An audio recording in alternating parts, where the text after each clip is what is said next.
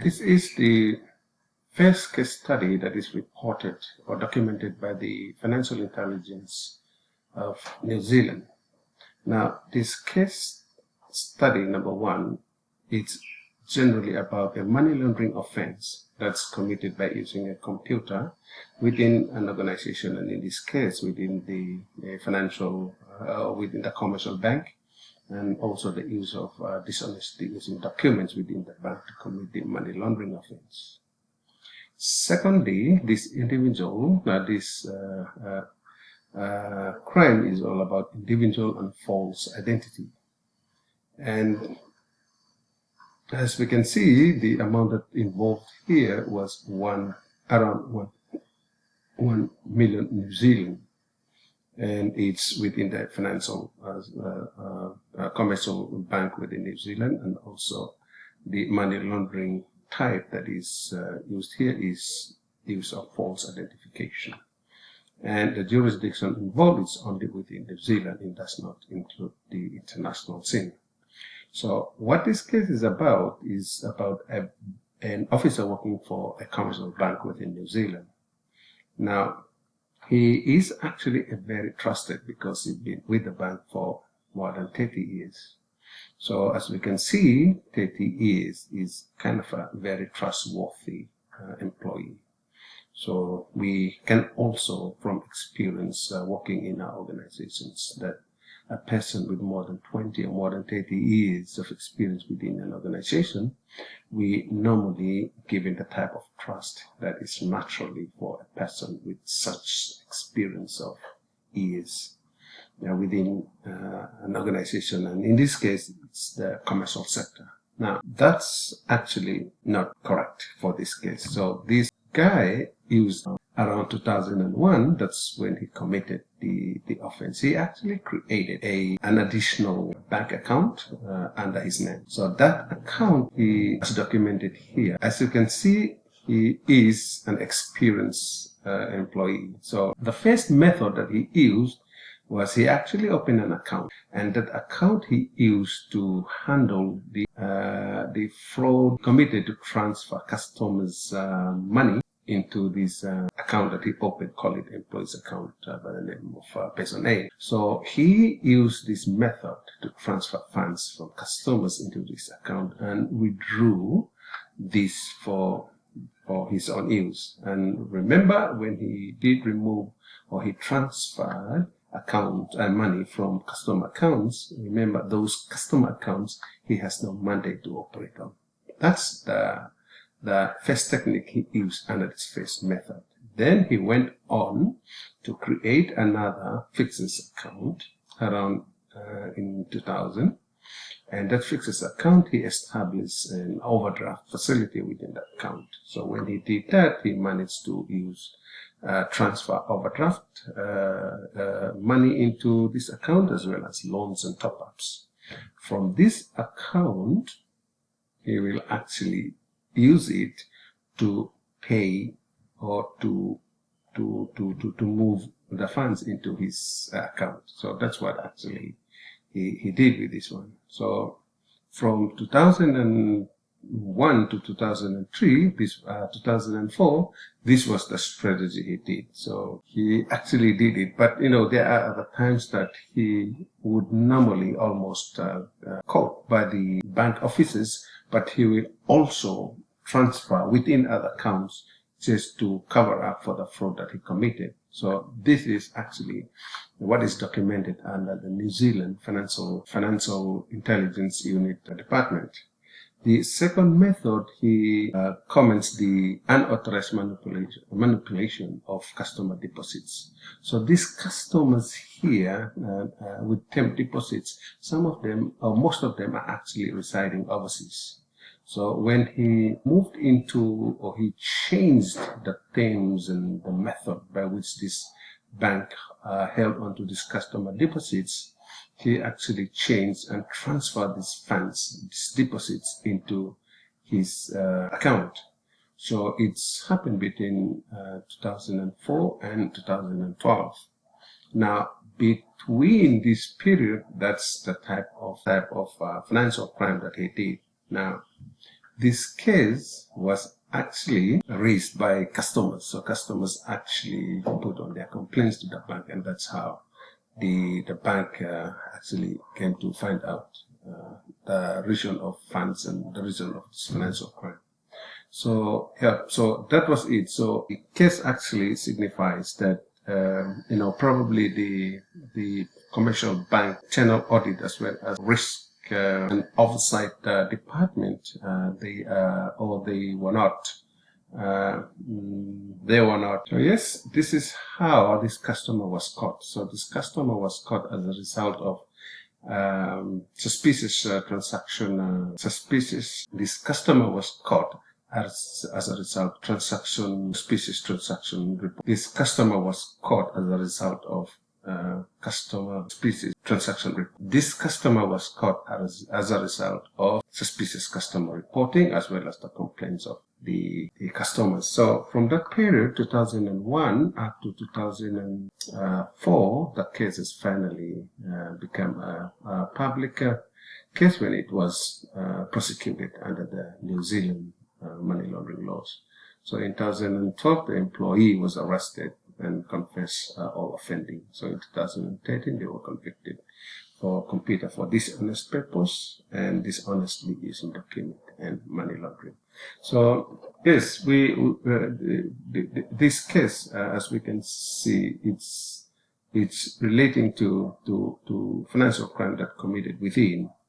But then I've also put out another cause on internal audit and risk, operational risk management presentation. So you can weigh, where the failures coming in, 2001 and 2012.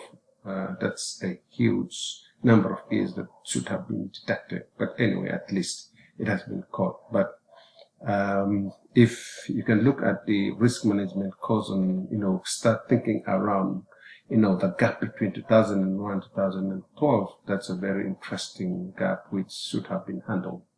But yes, this is one of the cases that's presented by the New Zealand Financial Intelligence Unit. The second case is case study number 2, again from the New Zealand Financial Intelligence Unit. Now, this case, when I look at it, it's kind of a very sad case. It's money muling case. Now, the money laundering offense that's said to be committed under the case, this case was unknown original predicate offending and obtaining by deception, causing a loss by deception, and accessing a computer system for dishonest purpose. And it's committed by an individual, and unfortunately, she is a female, and the amount involved was not actually reported by the Financial Intelligence Unit. Now, these services that have been used was banking and remitting of funds through wire transfers, cash deposits, electronic transfers, and use of third parties. Unfortunately, this case is done using both domestic and international contact. Now, this woman was a banker, and she is actually a victim of a Roman scam. Now, a Roman scam is actually a type of scam that's normally conducted globally, and the most countries that have been very, very famous in doing Roman scam, from top of my head, well, Nigeria is always number 1, and also with connections with some Nigerians and connections of these Nigerians in Malaysia or Italy or United States, and also other countries can be Ghana, and I'm not saying Ghana is a bad country, I'm not saying Nigeria is a bad country, but based on the level of reporting from Romans scamming, they were actually originated in Africans, and Ghana and Nigeria most have been the active places of Romans scamming. So this woman, who is a banker, was actually had a Roman scam related to meeting a person online.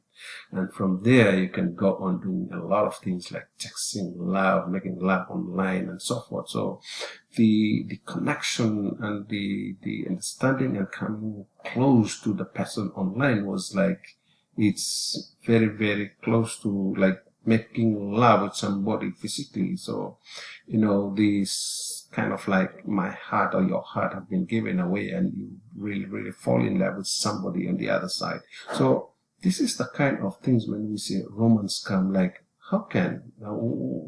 why don't these people avoid it? You can't avoid it. It's like loving a husband or loving a wife or loving a boyfriend or girlfriend of 20 or 8 years old boyfriend or girlfriend. So these are the kinds of things that's actually cannot reverse the type of love that's committed romance scam incidences. So it's more often that they found in the dating sites. So actually this woman found this Nigerian in a dating site, and from there they move on to chatting. So after that, out of love, this request was coming out from these Nigerians requesting for the woman to pay for the ticket. They already fell in love. They already, just like wife and husbands. They've been like so close. So when this request came in for the woman to pay for the airline tickets, and this is done by this Nigerian requesting this woman to pay for the tickets through sending him money, and he paid the ticket from Nigeria or wherever in the world to fly over to New Zealand.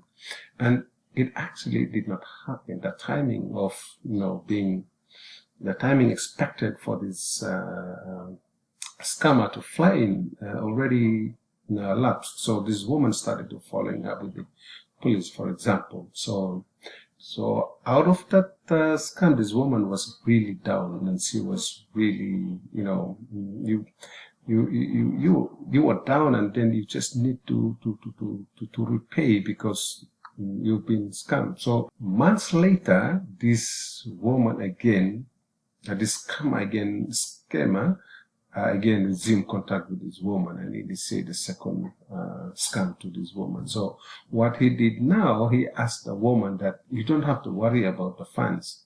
I'm actually engaging with my contacts in New Zealand. So when he said contacts in New Zealand, he actually had email.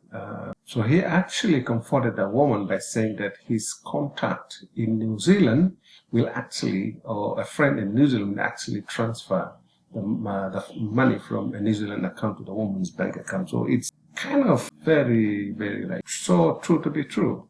So this woman was expected to withdraw the money in cash and wire, then to several bank accounts in Asia,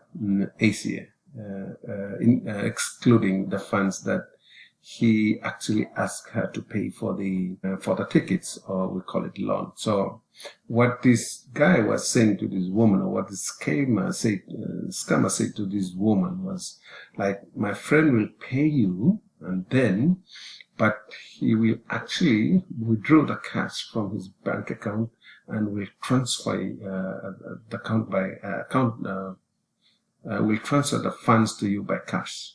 So from here, the woman should withdraw the funds, and these funds will be paid to several Southeast Asian countries, and less the funds which this guy borrowed for the transfer of ticket. So that was actually the case. Unbeknown to this woman, this email address that was sent from New Zealand has been hacked, and it's actually a fraudulent instructions. The woman actually became suspicious. Unbeknown to this woman, the email address of the other New Zealand account holder had been hacked. And so what has been transpired with this scammer and this woman, again referring to the friend in New Zealand, is actually coming out from a fraudulent instructions and fraudulent email address.